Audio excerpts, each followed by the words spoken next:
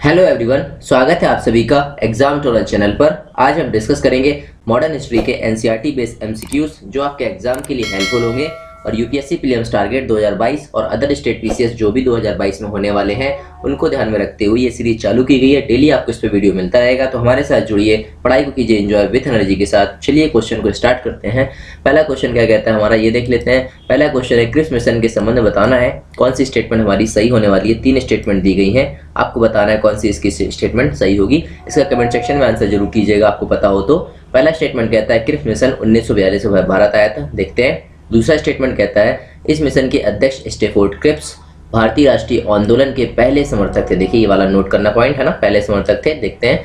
तीसरा स्टेटमेंट कहता है इस मिशन का उद्देश्य भारत में पूर्ण स्वतंत्रता स्थापित करना था। देखिए ये एक्सट्रीम स्टेटमेंट आ गया। अगर आप थोड़ा सा भी एलिमिनेशन लगाएंगे ये तीसरा स्टेटमेंट आप वैसे भी काट सकते हैं क्योंकि पूर्ण लिखा हुआ है। अगर ये मैं कट कर देता हूँ ये वाला ऑप्शन भी चला जाएगा, ये वाला ऑप्शन भी चला जाएगा। ठीक है दोस्तों, अब क्या कह रहा है, केवल 2 और केवल 2, यानी दूसरा स्टेटमेंट तो इसका देखिए बाय डिफॉल्ट सही हो गया। ये क्वेश्चन को सॉल्व करने का पैटर्न है, सीखते चलिएगा, रिवीजन में भी काम आएगा आप लोगों को।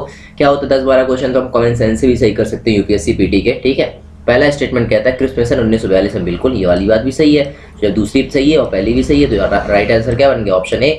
देखते हैं थोड़ा सा व्याख्या क्या कहता है इसका। द्वितीय विश्व युद्ध में भारत का सहयोग प्राप्त करने के लिए ब्रिटिश सरकार ने क्या किया कि कैबिनेट मंत्री स्टेफोर्ड क्रिप्स के नेतृत्व में मार्च, ये वाला डेट याद रखना, 1942 में एक मिशन भेजा और क्रिप्स लेबर पार्टी, ये देखना, उग्र सदस्य और भारतीय राष्ट्रीय आंदोलन के पक्के समर्थक थे। ठीक है दोस्तों, तीसरा कथन इसका असत्य माना गया था। ठीक है, क्यों? क्योंकि क्रिप्स ने घोषणा की कि भारत में ब्रिटिश भारत नीति का उद्देश्य यहाँ जितनी जल्दी संभव हो स्वशासन की स्थापना करना था। फिर भी क्रिप्स तथा कांग्रेसी नेताओं की लंबी बातचीत टूट गई। ये वाला देखिए ऑप्शन क्या दे रहा है ना। देखते हैं अगला स्टेटमेंट, अगला क्वेश्चन क्या कहता है दोस्तों। नेक्स्ट क्वेश्चन है 1935 के बारे में भारत सरकार कानून की विशेषताओं के संबंध में कुछ कथन दिए गए हैं और आपको बताना है कौन सी स्टेटमेंट इसमें भी आपकी सही है। 3 स्टेटमेंट दी गई हैं, देखते हैं, विचार करते हैं अपन। पहली स्टेटमेंट कहती है कि एक अखिल भारतीय संघ की स्थापना। ठीक है, देखते हैं आगे। ब्रिटिश भारत की 50% जनता को मताधिकार प्रदान किया गया, कब? दूसरी स्टेटमेंट में ये बोला जा रहा है 1935 के दौरान। तीसरा स्टेटमेंट कहता है सांप्रदायिक प्रतिनिधित्व प्रणाली की समाप्ति। देखिए ये तो बिल्कुल ही गलत हो गया है ना। तीसरा फिर से देखिए आप कट कर दीजिए, जैसे ही आपने इसको तीसरा ऑप्शन को कट किया देखिए आप इजीली आंसर तक पहुंच गए ना। इसका राइट आंसर क्या हो जाएगा, ऑप्शन ए। केवल पहली स्टेटमेंट सही है क्योंकि ब्रिटिश भारत की 50% जनता को मताधिकार प्रदान करना, ये भी टोटल जो है गलत है। इसकी पहली स्टेटमेंट में सही है। देखते हैं एक्सप्लेनेशन क्या कहता है थोड़ा सा। 1935 के भारत सरकार कानून में एक नए अखिल भारतीय संघ की स्थापना की गई थी। ठीक है, प्रांतों में प्रांतीय स्वायत्तता के आधार पर एक नई शासन प्रणाली की व्यवस्था की गई और संघ ब्रिटिश भारत के प्रांतों और रजवाड़ों पर आधारित था और इस कानून के द्वारा केंद्र में 2 सदनों वाली एक संघीय विधायिका की स्थापना की गई। ठीक है, जिसमें रजवाड़ों को भिन्न भिन्न प्रतिनिधित्व दिया गया, मगर रजवाड़ों के प्रतिनिधित्व का चुनाव जनता द्वारा नहीं किया जाता था बल्कि वहाँ के शासक मनोनीत करते थे। ठीक है दोस्तों, देखते हैं नेक्स्ट क्वेश्चन क्या कहता है। 1937 के जो चुनाव हुए थे प्रांतीय चुनाव में, किन प्रांतों में गैर कांग्रेसी, ध्यान से पढ़िए, गैर कांग्रेसी सरकार बनी थी? आप लोगों को पता हो तो कमेंट सेक्शन में आंसर बताइएगा। क्या होगा इसका राइट आंसर, देखिए असम, बम्बई, पंजाब या बंगाल, कहाँ कहाँ बनी थी सरकार देखिए दोस्तों इसकी। अगर आप लोगों को थोड़ा सा भी ध्यान हो तो देखिए 11 प्रांतों में चुनाव हुए थे कि नहीं हुए थे, है ना। 11 प्रांतों में चुनाव हुए थे, है ना। और 2 प्रांत ऐसे थे जहाँ पर गैर कांग्रेसी सरकार थी। कहाँ का? सिर्फ बंगाल हमको अगर पता हो तो बंगाल वाला देखो ऑप्शन कहाँ पास है, ये मिल गया और ये मिल गया, है ना। तो हमारा ये तो ऑप्शन कट हो गया ना, ये वाला तो कट हो गया। ठीक है, अब बचा क्या, उनसे ऑप्शन सी, ऑप्शन डी, इन्हीं 2 में से राइट आंसर होगा।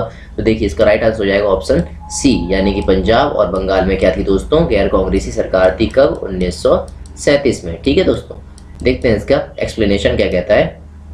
1937 में प्रांतीय चुनाव में केवल पंजाब और बंगाल प्रांत में ही कैसा था, गैर कांग्रेसी मंत्रिमंडल बने। पंजाब में कौन थी? कम्युनिस्ट पार्टी, ये भी याद रख लेना। बंगाल में थी कृषक प्रजा पार्टी। ठीक है, देखते हैं नेक्स्ट क्वेश्चन। 1938 में कांग्रेस के हरिपुरा अधिवेशन में सुभाष चंद्र बोस ने कांग्रेस के अध्यक्ष निर्वाचित हुए। इस समय कांग्रेस ने आर्थिक योजना का विचार अपनाया और एक राष्ट्रीय योजना समिति बनाई थी। देखिए ध्यान से पढ़िएगा क्वेश्चन क्या कह रहा है। और इस राष्ट्रीय योजना समिति का अध्यक्ष किसे बनाया गया आपको ये बताना है।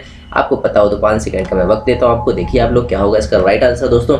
इसका राइट आंसर हो जाएगा friends option C, Jawaharlal Nehru के बारे में बात कर रहा है। देख लेते हैं थोड़ा सा व्याख्या क्या है, बाकी सेम है। 1938 में हरिपुरा अधिवेशन में सुभाष चंद्र बोस कांग्रेस के निर्विरोध चुने गए थे। ठीक है, और उन्होंने जवाहरलाल नेहरू की अध्यक्षता में एक राष्ट्रीय योजना समिति बनाई थी। एक नेक्स्ट क्वेश्चन देखते हैं। भारतीय स्वतंत्रता संग्राम के दौरान स्वामी सहजानंद सरस्वती का संबंध किससे?